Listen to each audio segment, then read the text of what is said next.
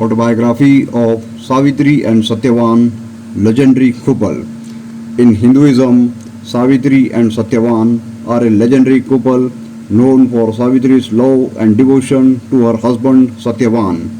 According to the legend, Princess Savitri marries an exiled prince named Satyavan who was prophesied to die early. The later part of legend focuses on Savitri's wit and love, which saved her husband from the death god Yama. The oldest known version of the story of Savitri and Satyavan is found in Vana Parva, the book of the forest of the Mahabharata.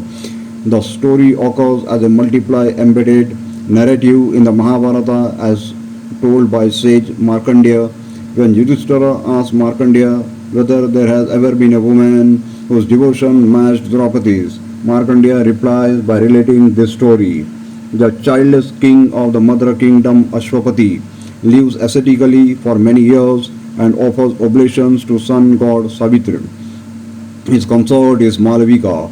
Finally, pleased by the prayers, god Savitri appears to him and grants him a boon. He will soon have a daughter. The king is joyful at the prospect of a child. She is born and named Savitri in honor of the god. Savitri is born out of devotion and asceticism, traits she will herself practice. Savitri is so beautiful and pure. She intimidates all the men in the vicinity. When she reaches the age of marriage, no man asks for her hand, so her father tells her to find a husband on her own.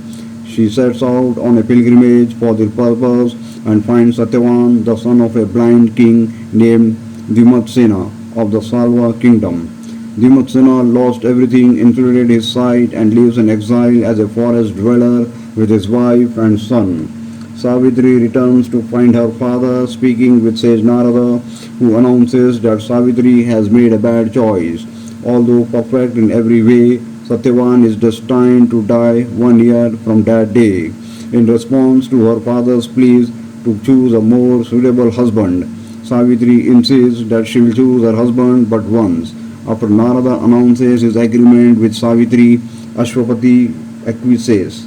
Savitri and Satyavan are married and she goes to live in the forest. Immediately after the marriage, Savitri wears the clothing of a hermit and lives in a perfect obedience and respect to her new parents, in-law and husband. 3 days before the foreseen death of Satyavan, Savitri takes a vow of fasting and vigil. Her father-in-law tells her she has taken on too harsh a regimen, but Savitri replies that she has taken an oath to perform these austerities, to which Dhimatsena offers his support. The morning of Satyavan's predicted death, Savitri asks for her father-in-law's permission to accompany her husband into the forest. Since she has never asked for anything during the entire year she has spent at the hermitage, Dhimatsena grants her wish. They go, and while Satyavan is splitting wood, he suddenly becomes weak and lays his head in Savitri's lap. Servants of Yama, the god of death, come and return without the soul of Satyavan due to Savitri's holiness. Then Yama himself comes to claim the soul of Satyavan. Savitri follows Yama as he carries the soul away. When he tries to convince her to turn back, she offers successive formulas of wisdom.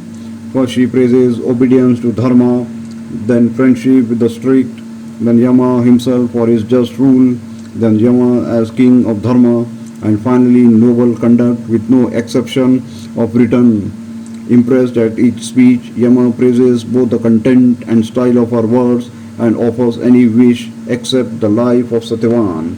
She first asks for eyesight and restoration of the kingdom for her father-in-law, then 100 children for her father, and then 100 children for herself and Satyavan.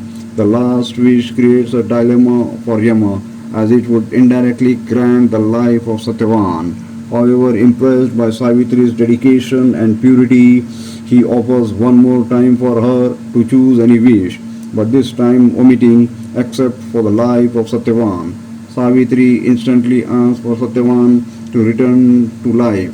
Yama grants life to Satyavan and blesses both of them to attain a long life. Satyavan awakens as though he has been in a deep sleep and returns to his parents along with his wife. Meanwhile, at his home, Dhimatsena regains his eyesight before Savitri and Satyavan return. Since Satyavan still does not know what happened, Savitri relays the story to her parents-in-law, husband, and the gathered ascetics. As they praise her, Dhimatsena's ministers arrive with news of the death of his usurper. Joyfully, the king and his entourage return to his kingdom. Thank you for your patience. Have a nice day.